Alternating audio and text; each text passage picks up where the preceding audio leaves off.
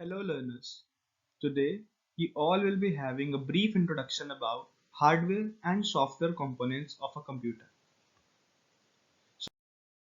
First, let's discuss about the difference between hardware and software. Software describes a collection of programs and procedures that perform tasks on a computer. Hardware is anything physically connected to a computer. For example, your display monitor, printer, mouse, and hard drive all are hardware components. Comparison. Here is a tabular form of comparison for both of them, hardware as well as software.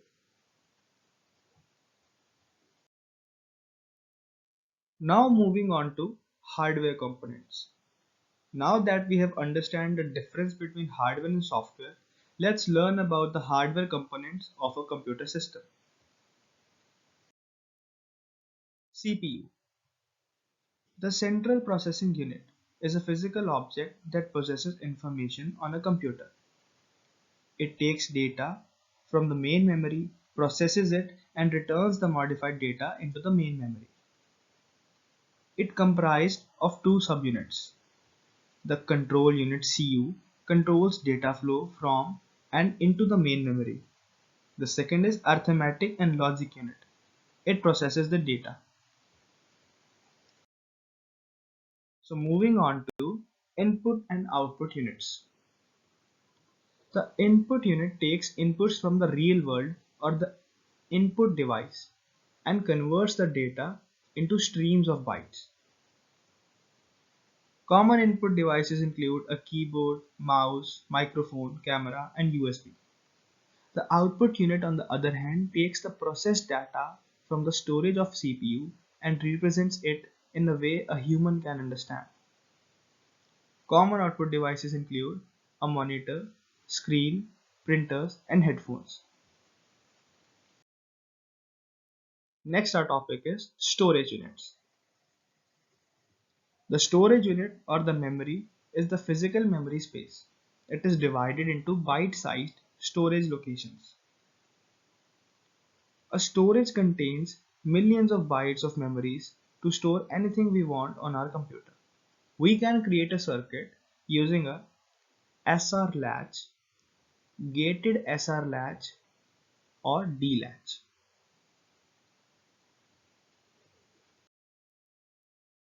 Memory. There are two kinds of memory, primary and secondary. Main memory or random access memory is the physical memory space inside a computer. It stores data and instructions that can directly be accessed by the CPU. Computers usually have a limited amount of main memory to store all the data. Secondary storage augments the main memory and holds data and programs that are not needed immediately. Secondary storage devices include hard drives, compact disks, USB flash drives, and etc.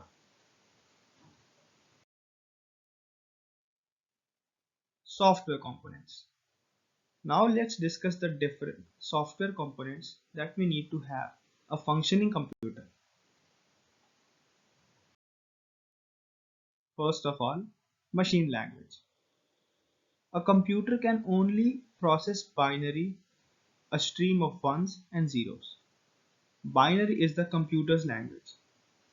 Instructions for the computer are also stored as ones and zeros that the computer must decode and execute.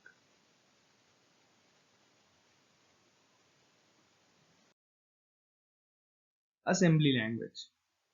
Assembly language is a human readable instruction mode that translates binary code into assembly instructions. A CPU cannot process or execute assembly instructions, so an encoder is required that can convert assembly language to machine language. Assembler. An assembler translates an assembly language program into machine language. The code snippet below is an assembly program that prints "Hello World" on the screen for x86 processor. High-level languages. Assembly language is referred to as a low-level language because it's lot like machine language. To overcome these shortcomings, high-level languages were created. These are called programming languages. They allow us to create powerful, complex, human-readable programs without large number of low-level instructions. Some of the most famous high-level languages are Python, C++, and Java. So that will be all for this lecture. Thank you.